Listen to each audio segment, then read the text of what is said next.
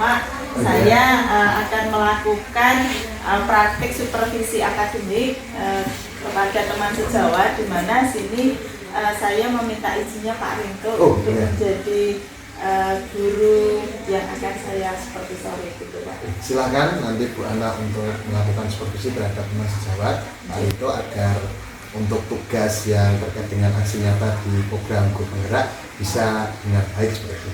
Silakan Pak. Atau nuhun ya Pak. Sami-sami. Saya izin langsung menemui. Silakan.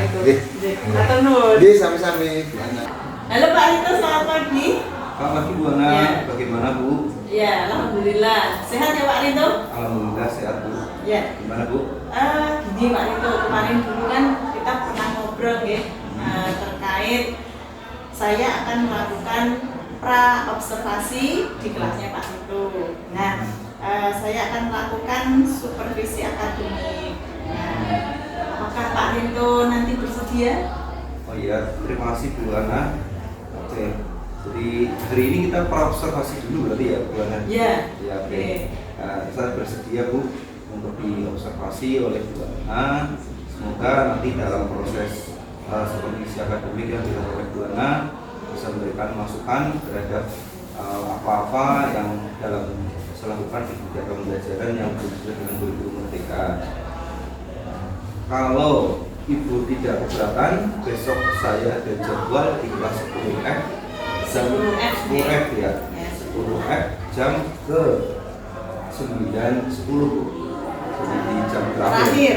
Ya, baik. Kira-kira RPP-nya terkait apa Pak? Boleh saya tahu Pak? Ini RPP-nya Bu, jadi nanti bisa dalam hal ini mungkin konsep RPP-nya masih ada yang belum lengkap, mohon Ibu verifikasi dahulu untuk topiknya. Ya materinya apa Pak? Ya, besok topik pembahasan kita adalah mengenai kehidupan masa prasejarah Bu. Prasejarah, ya. Jadi satu guru sejarah ini akan mengupas tentang topik prasejarah. Menggunakan model apa Pak nanti Pak? Ya, standar karena jadi bisa menggunakan pembelajaran dengan model PBL. PBL. Di sini kemudian media yang bisa digunakan adalah PowerPoint, tayangan film. Berarti nanti anak disajikan film dulu gitu nggih? Iya, sebagai prolog untuk mengenal orientasi mengenai kehidupan bersejarah materi. Kemudian di sini kemudian saya berikan kasus untuk diskusi kelompok yang mengenai pembelajaran berdifferensiasi juga. Di sini anak juga berkolaborasi. Kemudian juga diberikan ruang untuk presentasi. Presentasi akhir adalah kalkulasi itu saya di RPP. Ini saya sudah sekilas membaca ya Pak itu, oke. Berarti besok kita kencan janjian di kelas 10F jam ke 9.10 ya? Oke, siap. Sebelumnya masuk langsung bersama saya saja. Oke, siap. Saya beritahu dulu bahwa di sini Bu Ana akan melaksanakan supervisi akademik. Oke, siap. Semangat ya Pak Rinto? Iya, semangat. Oke, siap. Terima kasih. Selalu semangat mendampingi dan mendidik anak-anak. Terima kasih sebelumnya. Semoga anak-anak kita menjadi belajar sepanjang hayat. Amin. Ya, amin. Terima kasih Pak Rinto. Assalamualaikum warahmatullahi wabarakatuh. Waalaikumsalam warahmatullahi wabarakatuh. Oke, 10F hari ini walaupun di siang hari pertemuan kita tetap semangat ya. Semangat. Oke, terima kasih. Hari ini yang tidak hadir berapa anak? Satu anak. Siapa Mbak? Rafisya Silvia. Kenapa Mbak? Oh, ada keperluan mengenai kehidupan masa praksara. Nah, terkait dengan ini maka Pak Rinto akan menayangkan video mengenai kehidupan masa praksara. Tolong semuanya untuk menyimak ya video tayangan berikut, karena setelahnya nanti Pak Rinto akan memberikan LKPD, di mana LKPD ini akan dikerjakan oleh kelompok diskusi dan berujung pada presentasi. Jadi kita menggunakan model PBL ya, problem based learning. Ya, mari kita semua mohon untuk melihat tayangan videonya, jangan rame ya.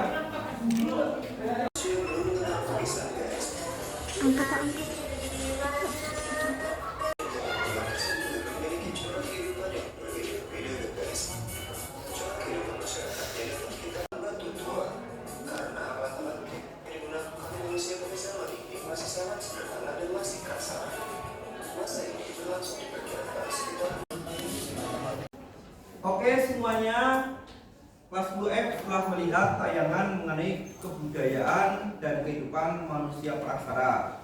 Aktivitas kita setelah ini adalah mendiskusikan dalam bentuk kelompok. Parito akan membentuk 5 kelompok sesuai dengan tema kedua kelas sejarah. Mohon dalam proses pembentukan kelompok ini dari depan nih Mbak Adel untuk menghitung 1 sampai 5 dan yang lain mengikuti sehingga kemudian terbentuk kelompok. Paham ya? Oke, paham. Silakan Mbak Adel, mulai dari hitungan pertama.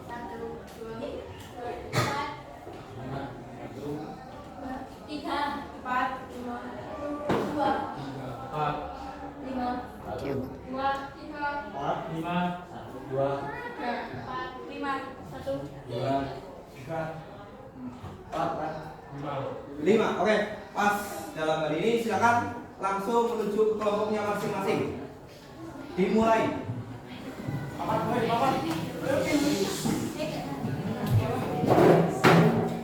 Ayo yang kelompoknya ada 1, ya oke. 1, 2, 3 ya. Ya, 4. Ya, duduk mas. Ya, alhamdulillah kelompok sudah terbentuk. Kita pelatihannya. Ya, tunjuk langsung 1 orang pemimpin, di mana di sini nanti menyiapkan HP, untuk men-scan barcode dari tema kelompoknya masing-masing. Ya, jadi nanti dari situ pun bisa ya lewat kamera kalian di zoom untuk mendapatkan barcode. Jelas ya? Oke, kalau jelas ini saya kasihkan untuk lembar tugasnya untuk LKPD-nya ya. Jadi untuk bahan presentasi. Ya, oke. Habis yang lain, Mbak Adel, tolong di scan ya untuk kelompok 1. Terima kasih.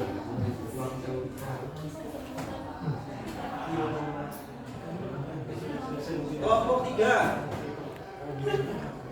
Ya mas, di scan dulu kelompok 3.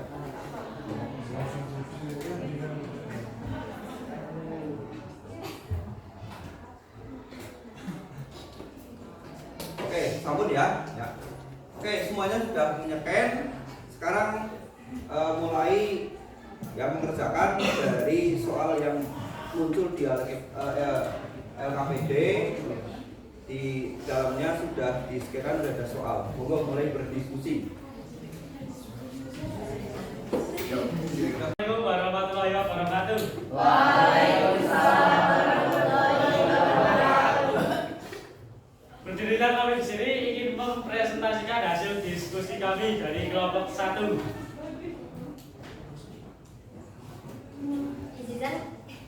Izinkan saya dari kelompok 1 mempresentasikan materi tentang masa berburu dan meramu. Tahap awal kehidupan manusia pada masa praaksara adalah masa berburu dan mengumpulkan makanan. Pada masa berburu dan meramu, kehidupan masyarakat bergantung pada alam. Sebagai makhluk sosial, manusia selalu membutuhkan bantuan orang lain dalam menjalani kehidupannya. Pada masa berburu dan mengumpulkan makanan, manusia masih memiliki pengetahuan dan keterampilan yang terbatas dalam memanfaatkan alam. Oleh karena itu, manusia sangat bergantung pada ikatan kelompok. Tugas berburu binatang dilakukan oleh laki-laki dan tugas mengumpulkan makanan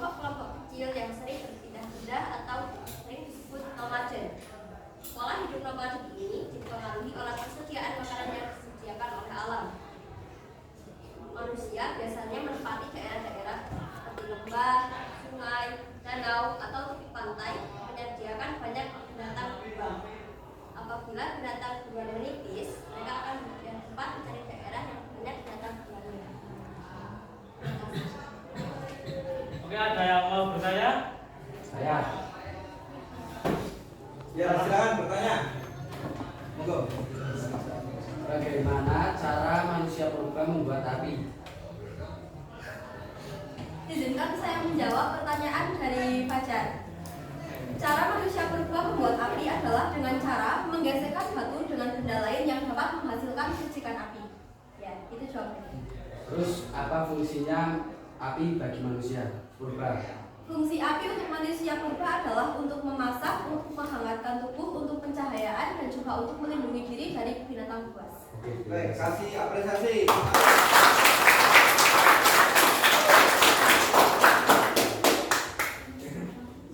Ada yang mau bertanya lagi? Oke, Rasul. Mengapa manusia purba hidupnya dekat dengan sungai atau sumber air? Izinkan saya menjawab pertanyaan dari Mbak Rara. Mengapa manusia purba lebih banyak tinggal di dekat sumber air? Karena di dekat sumber air terdapat banyak makanan seperti ikan dan dapat mengundang banyak binatang di dalam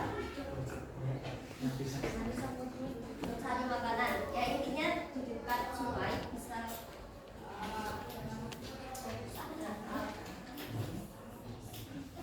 intinya karena di dekat sungai bisa memancing hewan-hewan untuk datang, dan pastinya hewan yang dapat diburu. Karena air sangat diperlukan dalam kehidupan sehari-hari dan banyak tumbuhan dan buah-buahan di sekitarnya. Ya, jawabannya bisa dipahami ya. Bisa dimengerti dengan mudah. Oke? Ya, oke. Sip. Monggo Mas Moderator, kira-kira timing dibuka lagi ya? Sudah, Pak. Cukup ya, diakhiri untuk gantian dengan kelompok lain. Kami akhiri presentasi dari kami. Wassalamualaikum warahmatullahi wabarakatuh. Waalaikumsalam warahmatullahi wabarakatuh.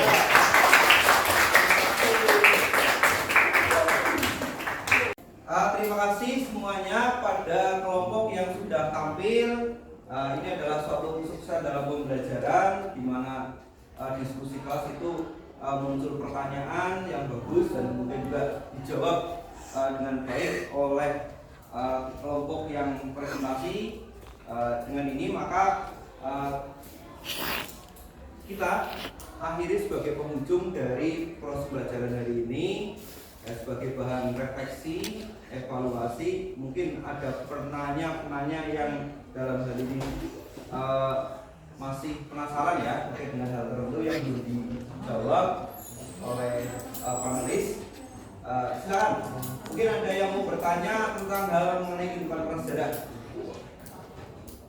Ada? Oh iya, silakan.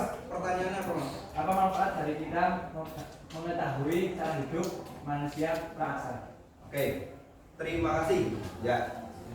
Apa ada yang memberikan jawaban nih? Bagaimana atau manfaat kita mempelajari kehidupan prasejarah? Ya, terima kasih. Jadi gini Mas, pola hidup prasejarah kita kaji sebagai suatu profil di mana manusia itu ya hidup secara mandiri, ada nilai kemandirian di situ. Misalkan ya, seringkali mungkin kalian nonton film petualangan alam bebas. Para teman-teman kita itu ada yang tergabung dalam PA ya. Mungkin ketika naik gunung nih, ya, ketika naik gunung dia terpisah dari kelompoknya, ya tersesat di hutan. Di sini maka kalian bisa punya gambaran dasar bagaimana hidup di alam bebas itu bertahan seperti manusia purba. Jadi misalkan dalam aspek ya, kalau ini mencari makanan dari alam. Nah, di hutan itu kalau kita sudah punya gambaran bagaimana orang manusia purba itu di hutan itu makan umbi-umbian, makan buah-buahan atau berburu, ya berburu untuk bisa bertahan hidup. Maka ini bisa jadi gambaran ya kalau kita hidup dalam situasi darurat. Atau bahkan dalam hal ini misalkan ya cara membuat api sangat diperlukan ya untuk menstabilkan tubuh kita ketika dingin malam hari datang, dingin muncul. Maka sebagai alternatif terakhir paling nggak kita bisa mengenal teknik cara membuat api ya. Untuk dalam hal ini kita untuk survival itu secara teknis, tapi terkait dengan aspek ya kenapa kita bisa kita belajar mengenai bagaimana kehidupan ekonomi kita adalah kita hikmahnya jadi bersyukur, di mana kita di zaman sekarang hidup serba nyaman, serba mewah ya. Pakaian yang kita kenakan adalah pakaian-pakaian ternyaman ya. Fasilitas yang kita nikmati saat ini adalah fasilitas nyaman. Pergi kemana-mana ya sudah menggunakan kendaraan, informasi apa sudah bisa diakses lewat apa? Smartphone ya, kan enak sekali. Jadi bahwa pencapaian peradaban manusia itu dari sederhana kemudian meningkat secara gradual dari generasi ke generasi hingga temuan-temuan ya, inovasi-inovasi itu menjadikan budaya kita lebih menyamankan manusia saat ini. Mungkin begitu Mas terkait dengan aspek hikmah yang kita ya bisa pelajari, bisa terutuk dari kenapa kita belajar mengenai manusia prasejarah ya. Itu. Atau ada muncul pertanyaan lain? Tidak ada. Yang lain? Ada pertanyaan? Oke, kalau enggak hari ini berarti pembelajaran kita tutup ya. Oke. Untuk sebelum ditutup ya Pak Rinto akan memberikan penugasan nih. Ya nanti dalam penugasan akan Pak Rinto share lewat grup WA ya. Jadi untuk pertemuan berikutnya di mana nanti kita mengkaji mengenai peradaban kuno dunia. Ya. Siap ya? Oke, siap. Sekian dulu dari Pak Rinto. Assalamualaikum warahmatullahi wabarakatuh.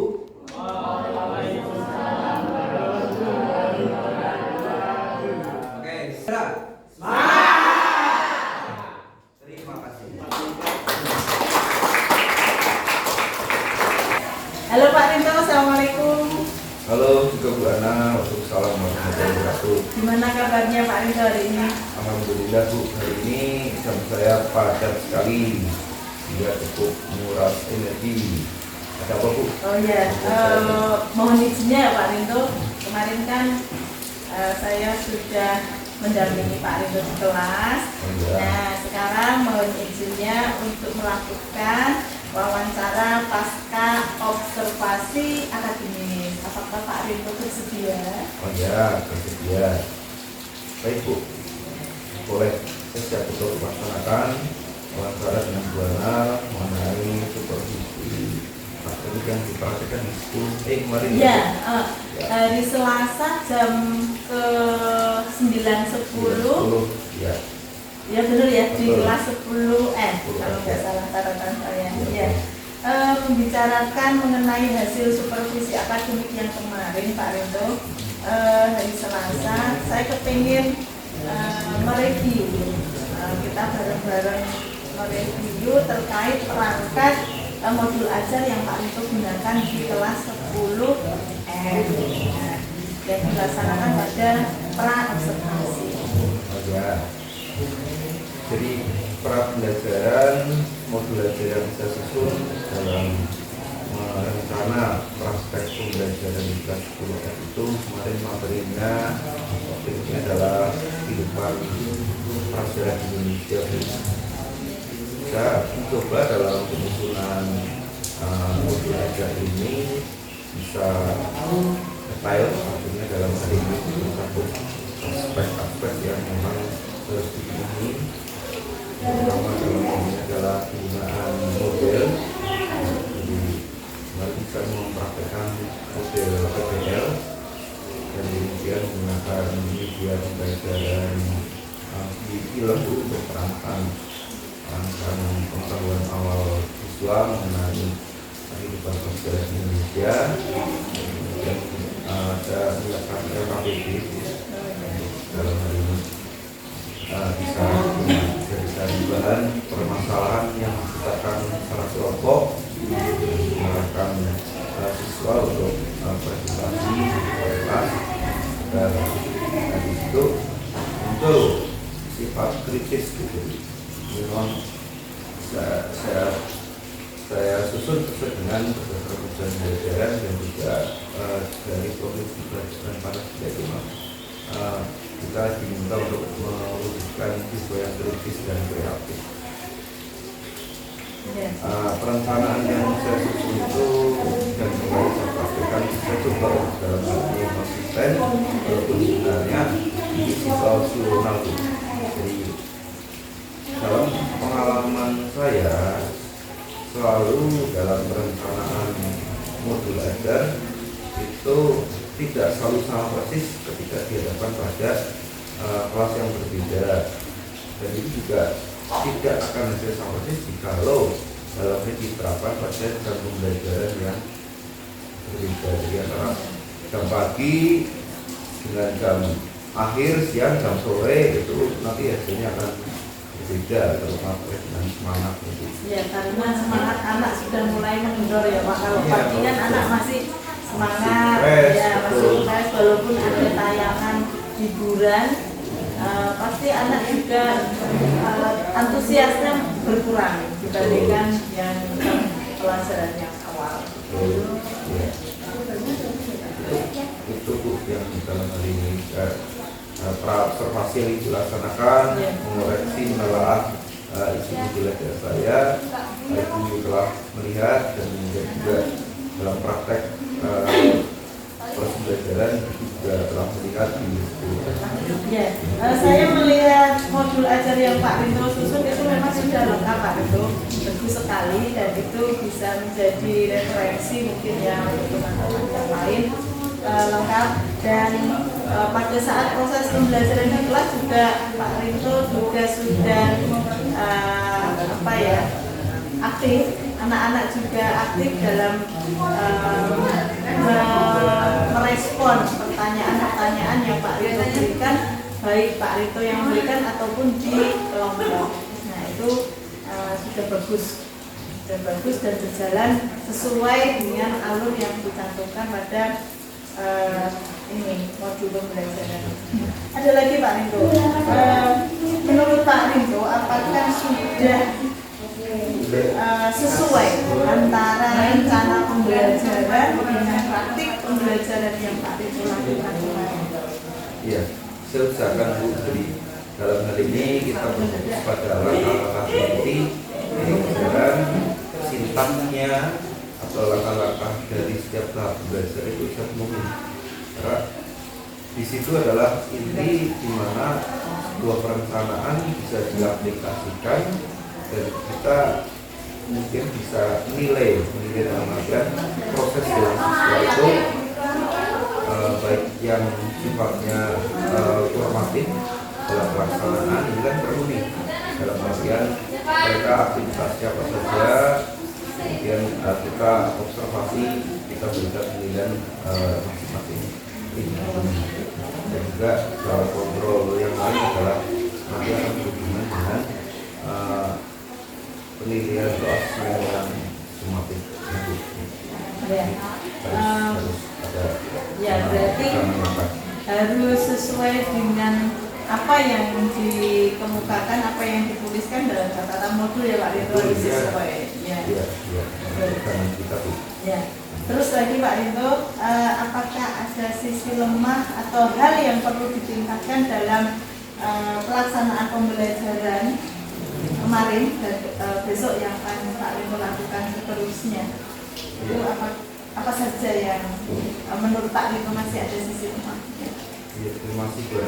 Jadi sisi lemah itu selalu Bu. Jadi saya pun merasakan dalam hal ini kita harus terus belajar dan juga harus memastikan dalam arti saya harus merefleksi apakah dalam hal ini ketika saya memperagakan suatu pembelajaran dengan model misalkan PJBL, kemudian pendekatan misalkan problem solving, itu di kelas ini sudah pas, untuk materi ini sudah pas belum, itu selalu saya pertimbangkan.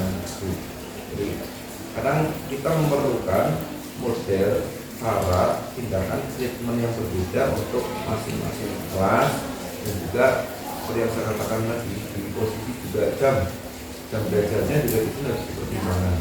Karena memang esensi kita dalam memfasilitasi pembelajaran itu kalau bisa kita adalah bisa istilahnya belajar itu semua anak dengan semua karakter dengan bakat minat yang mereka makan itu bisa belajar sesuai dengan kemampuan masing-masing. Ini seperti yang diprogramkan oleh pemerintah kan pembelajaran sosial di sini kita bisa mengakomodir segala bentuk dan kebutuhan Ya, benar Pak Ringo. Model sarana apapun yang dipakai di kelas itu harus disesuaikan dengan kondisi kelas, tidak bisa disamakan karena karakter anak atau siswa itu pasti berbeda. Jadi itu juga harus disesuaikan, juga kita harus pintar memilih treatment di mana anak mampu apa tidak mengikuti materi yang kita sampaikan. Lagi Pak Ringo, bagaimana cara Pak Ringo menindaklanjuti kelemahan proses pembelajaran di kelas? Pertama biasanya saya melakukan refleksi diri itu, jadi berdasarkan hasil asesmen itu cara pembelajaran di capaian informatif dari mana, capaian hasil informatif bagaimana, kemudian akhirnya saya mengambil beberapa alternatif kebijakan yang biasanya saya itu akan mencoba untuk mengkomunikasikannya dengan teman sejawat yang dalam hal ini mungkin saya anggap punya problem, punya kemampuan, yang punya minat ya yang sama, itu biasanya kita sharing. Terus yang lain tindakan yang saya lakukan adalah saya juga selalu mencoba dalam hal ini terus belajar, mencoba membaca artikel atau kemudian buku-buku pembelajaran, tutorial praktek-praktek baik yang muncul sekarang itu di YouTube saja itu banyak juga ya. Mungkin bagian dari cara-cara saya untuk mengupdate pengetahuan, memberikan pelayanan yang lebih baik bagi para siswa kita di sekolah. Intinya tidak lelah belajar agar tidak ketinggalan ya Pak. Iya, harus. Tidak semuanya. Iya. Ada lagi Pak Ringo, apakah ada faktor lain yang perlu ditingkatkan, misalnya ikut pelatihan, ikut komunitas atau apa mungkin Pak Ringo? Oh iya, terima kasih. Ya, pelatihan bagi guru itu sangat penting dan harus muncul dari kesadaran itu. Seperti tadi yang pertanyaan video pertama juga di sini loh. Kita sudah ikut pelatihan, gitu. Jangan usahakan kita merasa sudah stay, jangan. Jadi memang perlu untuk terus-menerus menyesuaikan ya, mengupdate dengan kebutuhan zaman. Dan memang dulu yang dinyatakan tadi bahwa selain berkomunikasi dengan teman sejawat, di sini penting bagi guru untuk bergabung dalam suatu komunitas. Jadi kami coba lewat mapel saya dalam hal ini juga ikut untuk aktif untuk berkomunikasi secara intens di grup MGMB, baik di MGMB kabupaten maupun MGMB provinsi. Karena memang di situ di mapel saya itu memang terus terjadi dialog, informasi, sharing pengalaman, metode praktik baik yang terus dilakukan, dan itu penting untuk menjaga semangat kita. Ya, apalagi Pak Rino ini ketua MGMP sejarah provinsi ya Pak, dan sedang membimbing gumong kayaknya ya, jadi gumong ya. Nah, ini keren.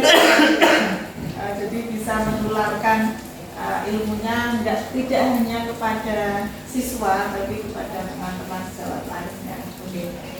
Sebenarnya hal seperti itu kita cuma fasilitator saja Bu. Jadi kalau sebagai ketua BMP di sini kan kita hanya menerima masukan dari teman-teman, kita menggunakan kegiatan positif apa. Nah di sini nanti istilahnya kembali ke pola-pola dari kita oleh kita termasuk guru pamong pun demikian, karena di sini yang kita latih, buat kita latih, kita fasilitasi itu juga para guru muda tuh. Jadi di sini kita tinggal berpengalaman, belajar bersama, betul, belajar bersama. Ada pihak universitas yang istilahnya bisa mereka lebih ahli ya, lebih expert untuk dalam ini memberikan wawasan baru, penguatan baru atau informasi baru. Yang terakhir Pak Rinto, Ya, apa tekad Pak Rinto ke depan untuk memperbaiki pembelajaran Pak Rinto? tekad yang saya tunjukkan dan pertama adalah harus semangat dulu, harus mau menciptakan semangat bagi diri sendiri. Kenapa? Karena posisi kalau diri kita selaku guru didik itu semangat, otomatis energi semangat itu akan juga terpancar pada siswa. Apa yang kita, kalau kita sedih ya susah, anak-anak ekspresi kita nggak baik, tentu saja para muridnya juga mengikuti ekspresi yang kita tampilkan ya Pak. Betul, seberat apapun beban kita, sebanyak apapun masalah yang dihadapi kita dalam interaksi dengan murid itu harus selalu bisa profesional lah, berikan pelayanan terbaik yang excellent gitu Bu Ana. Ada lagi Pak Rinto yang akan disampaikan mungkin terkait pembelajaran? Ya, sebenarnya begini Bu, jadi dalam aspek ini saya bertekad untuk bahwa saya, anak didik saya, lingkungan sekolah saya itu satu sikap budaya mungkin pada suatu ketika dalam tercipta suatu kondisi lingkungan yang sekolah belajar budaya sekolah yang bagus ya, kemudian memang di sini tidak ada lagi lah istilahnya yang namanya murid-murid yang istilahnya datang ke sekolah kemudian orientasinya itu tidak belajar. Itu harapan besar saya di lingkungan sekolah yang lebih kondusif untuk menjalankan pembelajaran budaya positif dalam belajar. Ya mungkin itu ya Pak Rinto, terima kasih sekali waktunya. Saya sudah nyelong waktunya Pak Rinto untuk melakukan wawancara pasca supervisi akademis. Tetap semangat berkarya, semangat mendampingi anak-anak dan sukses selalu Pak Rinto. Terima kasih Bu Ana, saling menyemangati, sukses juga untuk Bu Ana. Amin. Ya, semangat Bu Ana. Semangat. Terima kasih Pak Rinto. Sama-sama. Assalamualaikum. Assalamualaikum.